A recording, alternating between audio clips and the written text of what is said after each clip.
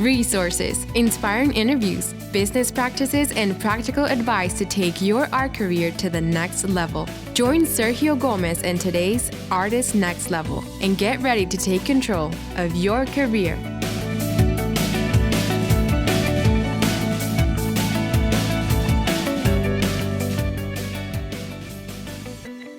Well, hello, my friends. Today I'm here with Sergio Gomez, and today we're going to talk about what to do when you're in between projects. Sergio,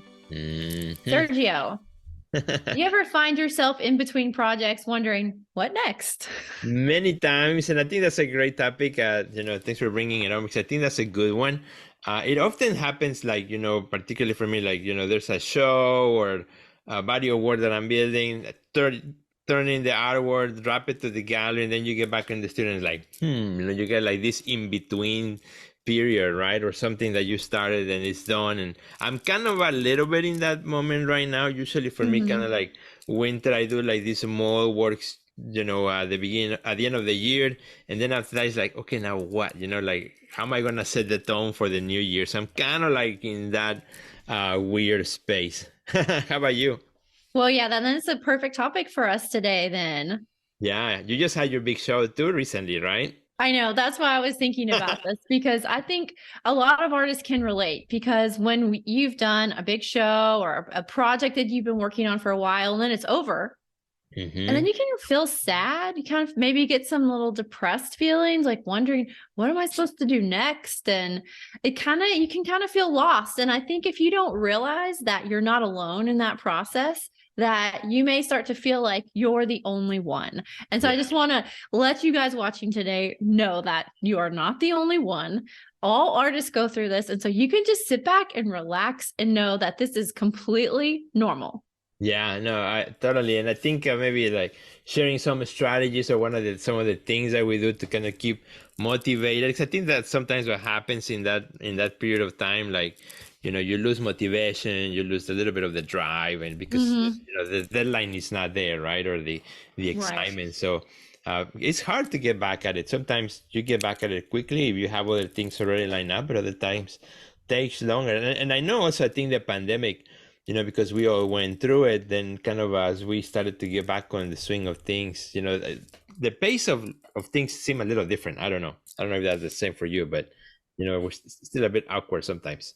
I completely agree. I think, when we have momentum and we have that pace that we're consistently moving at, when that gets disrupted, it kind of feels weird. Like, I don't really know at what speed I should be going, or should I be resting, or am I resting and going too slow? And then we start to like not feel comfortable in any of those sort of rhythms. And so it's really about pressing reset and starting a new rhythm. And I think after we finish a big project, it is totally and completely okay for us to rest. I think that's really important piece of it too, is like, because when we rest, I think that's when we start to receive even more like insight about what we could do next. And so I think if we're forcing ourselves to keep at this pace, when it's over, it's like, no, that's not working. We have to find a new rhythm. And to do that, I think it's best to just relax, give yourself a break, do something that you wouldn't normally be doing when you are under a deadline and feeling that pressure to finish by a particular date. And so just take a deep breath and relax. I think that's really like the first step to what you should do after a big event.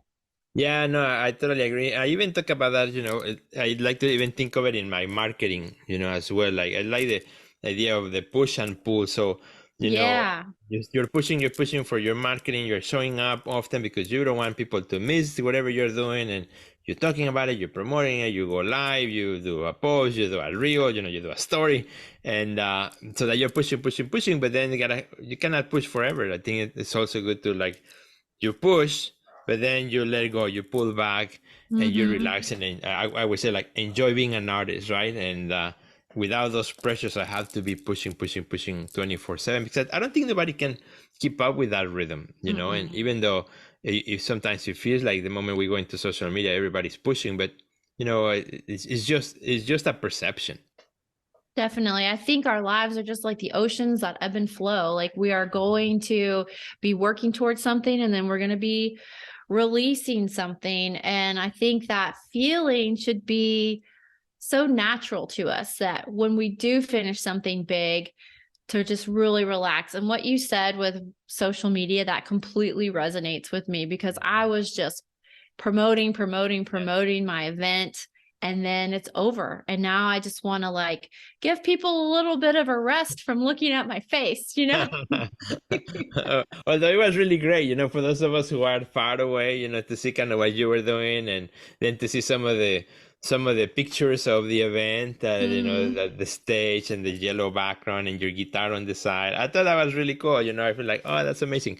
So it was really exciting to see, the activity happening. But I assume like when you are doing more of that kind of on stage, which is a bit different, like, also from like the studio where you just go, you drop it off, you come back to your studio, but like on stage where you almost like have to give it all out on the stage for your audience. That has to be exhausting, I assume the next day. Yeah, it is very exhausting, and I'm still relaxing. I'm still trying to like just take a deep breath so I can reset. But, even though I'm taking a break and I'm relaxing and trying to refuel, I'm still in the back of my head thinking about, what can I do next? What can I do next? Because I think after a big event or a show or anything, you're creating all this momentum and all this energy. Well, then there's all this post stuff to do, right? Like follow-ups with emails, connecting with people online, follow up with buyers or anyone who's interested and learning more about what you're doing. And when you've done that big event, you are exhausted. Right. Or if you show up to an art show and you have to put yourself out there to talk to potential collectors, afterwards you are exhausted. Right. And so I think it's important to learn to pace yourself, like relax, but then also just keep in the back of your mind how you can pace yourself moving forward, who you need to connect with, because don't forget about the follow-up, because that is such an important part of the process. And even though I know you're tired and you feel like the creative process is over, it's not over. There's still more to do, like following up and all of that. And so that's something else that I do in that sort of in-between lull, is think about, how am I connecting with people? How am I using what I just did, this great big thing that I worked so hard for? How am I still trying to repurpose that in ways that are meaningful and can help me connect more with people with the work that I do? Do you ever think about doing that too? Yeah, I think so too. It's kind of like the work never ends, right? Just because the show, like I said, when the opening of the show is just the beginning of the work in a way, because then you have to do all the, like you said, all the behind the scenes, all the follow up and all the continuation of the business part of things, even if the work is totally done. But something that actually kind of helps me kind of like to start getting back a little bit in the swing is I like to always have like 2 or 3 pieces that are just on the side, totally unresolved, unfinished. I don't even know what I'm doing with it, but they are just started. So the way when I walk in the studio back again, at least there's something I can start messing around with without having to start from scratch, and that kind of helps me. I have some of those right now. Actually, there's like 3 or 4 pieces that are smaller in size that I think I painted over them like 5 times over the last 6 months, because they're almost like in my in-between pieces that I come and I do something and then I don't like it, but then that gives me an idea for whatever I'm going to do next. And that seems to have been helping me out to on those in-between moments as I can do my follow-up and things. But having just something I can mess around with in the studio, or sometimes clean up. I like to clean up the studio in between things. Because I don't do it while I'm at the project. I love that idea of having like a creative project in the wings just waiting for you. So if you do need to find yourself like working on it, something just to play around with, that you already have that just waiting for you. I think that's a wonderful idea. And then when you said about cleaning up, I was thinking some of my favorite moments of wrapping up a project, it's taking all my notes, taking all my materials, everything that I had going on, and organizing it for if maybe I need to use them again, or maybe I just want to save them, because I think sometimes documenting the creative process is so important for us as artists that we like to either keep it for ourselves or even like have it on reserve for our portfolio for the future, or have, like, I know one time I did a show and I totally just opened up the process and showed all my notes and sketches and how it evolved into something even bigger than that. So I think having that to see how it evolves is also really cool. So that's a really great point about just having something waiting for you to work on, because then it just sparks new inspiration, new ideas, and the work is never done. Even though the big massive show or something that we have created, the pinnacle point where we're reaching, I think it's important for us to realize that even though we're working towards that point, we're also learning. So for the next time, we're going to gather all that learning and remember, because I don't know about you, but have you ever been at your show and you're standing around the room and you're looking at all your art and you're thinking, I kind of would like to do that different, or I would like maybe have done that a little bit different. All the time. Yes, all the time. All the time. Yeah. And not only looking at my work, but looking at other artists' works too, going to a show, or this actually yesterday, Sunday, we went to see an exhibit, and just looking at other people like, oh, that gives me an idea of something I want to try, or I might do differently in my own work. So yeah, I think that is part of that process of analyzing what we have done and thinking about, what did I learn from it, right? At the end of the day, what did I learn from it that I could repeat or do differently, or stop doing to give way to something new? Yeah. Just having this conversation right now is making me feel inspired to believe that when I'm done with a big show, that there's a process I have set in place. Like I'm prepared for the lull. Because I think sometimes when we're not even prepared for that moment to happen, we do feel more lost than we maybe even need to. I love this idea of having a strategy to be ready for when a show is over or when a big project is over, that we have things in place to help remind us that this is just a transition period, that this is not over, that there is more yet to come. Right. Yeah, totally. And I don't know about you, but like sometimes it's easier and sometimes it's harder. Sometimes I feel like, it's just a little tweak, but sometimes I feel like I need a bigger change. Like right now, I feel like maybe it's the end of the year. I don't know, but or maybe just we kind of running into 2022 and it's just been nonstop. I feel like I need a change of something. So I don't know. I've been kind of like in this, like, I don't know. I need a change of scenery, or readjusting I don't know what exactly I need a change of, but I feel like I'm kind of in that spot where it's taking me a little longer to figure it out, but it's okay. I'm giving myself permission to figure it out, to take the time to, maybe I'm not going to make nothing meaningful right now until I'm changing something, that will inspire me again, or that will kind of push me into a direction. I consider that work too. The process of figuring things out is also work. No, it's not just always the action of making the art, but the process of thinking about it, preparing for it, and opening yourself for what's next. I love to think about that. Just creating the work isn't just the work. It's all the thinking and the reflecting and the quiet time. And so maybe even when we're after a big event or a show, and we're needing that time to have some practices put in place to do that reflecting, to do that quiet sitting and that thoughtful just thinking, so that we will connect to an idea that maybe will be like, aha, that is what I'm going to do next. Right.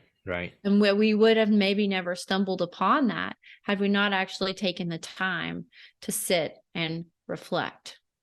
Reflect, listen, read, do some of those things that I think are quite interesting. I just downloaded, and actually last week I was in the studio and like I was kind of bored, just like moving stuff around and working on some of my smaller pieces. So I downloaded the new book from Jerry Saltz, which is Artist Life. It's really good, because I didn't know what to expect from the book, so I downloaded as an audiobook. That way, like, I can listen while I'm working in the studio doing stuff. And it's actually a collection of essays and critiques over the last, I don't know how many years, about art. So every chapter has all these little segments. And what I like is that he reads a lot of them himself, so it's his voice. So it's like if I had him talking on my ear, about art and about the art that he has talked about and critique, and he does a lot of different topics in the book, and I'm really enjoying it. It's like it feels like it's an exercise for me, to get into something new that I don't know what it is just yet. I love that idea. I also love following his Instagram page. What about yes, you? I know, it's crazy. If you guys aren't following it, follow Jerry Saltzat on Instagram, because it is going to make you smile for sure. Yeah, and I highly recommend the audiobook, because unlike sometimes other audiobooks, the author doesn't read them. So he reads a lot, not all of them, but he reads a lot of the essays, which is really nice, 'cause he's got that little charm on how he says things. Well, let's just wrap up some of our thoughts that we had from this great discussion about what to do when you're in between projects. Okay. Number 1, rest, reflect, give yourself that time to just reset and get your mind ready for what's next. Other than that, we can do our follow-up. Do a little bit of those little tasks around the studio that maybe we wouldn't be doing if we were like in full production mode, right? So, following up with people, sending emails, maybe cleaning up a bit, and just kind of like being in your space in a new and different way, so that, hey, sometimes inspiration comes from just reorganizing your space. Right. Yeah. And then what? Getting inspired by books and going to other people's shows and looking at other people's art. And one more, which was the kind of leave something unfinished. So yes. Back to it, you can work on something. Yes, having something unfinished. Yeah. I love that. And then maybe having a plan ahead of time, knowing like, okay, after the show, this is what I'm going to be focused on doing. Here's my project that I can just fiddle and play with. Here's some other menial tasks that I can do. And I'm going to finally read that book, or finally listen to that podcast, or whatever it is that we do, that we put on the back burner, bring it to the forefront, and it's going to help you be inspired for whatever is to come next. This is pretty good. I love it. I think we have a nice framework for what to do in between, which I will definitely also check into it as I'm in there myself. I think we're just coming up with new ideas on the fly. Like, I feel our creative juices already starting to flow. Like, okay, this is what I'm going to do. Exactly. And I feel good about it. Yes, exactly. Me too. So super pumped about it. Super excited. And I wish also to our friend who's watching to also take action, and also let us know, also what is it that you do in those in-between sessions. That's what I want to know. So if you want to share, just leave a comment. Let us know what it is that you do to help restart your imagination, your passion for what's next before you start a brand new project. So this has been fun. Thank you, Sergio. Where can our friends watching right now go and find more about you? So you guys can find me everywhere at Sergio Gomez Art, and that should take you to everything I'm doing. How about you? Wonderful. Oh, always on Facebook and Instagram at Beth English, and on my website, bethenglish.com. I've actually got a lot of new videos up on YouTube, so that'd be cool if you wanted to check those out of me speaking and doing my thing on stage. So can't wait to share that with you guys. And just remember, no matter where you are in your career or in your process, you are never alone. And we're here to just remind you of that and inspire you along the way. Totally. Awesome. Thanks for watching. We'll see you again real soon. Bye, Ben. Bye, friends. Bye. Check out our website at www.theartistnextlevel.com, where you will find our podcast library, learn about our upcoming webinars, find resources relevant to your career, and much more. Thanks for listening to today's podcast, and we'll see you at the next level.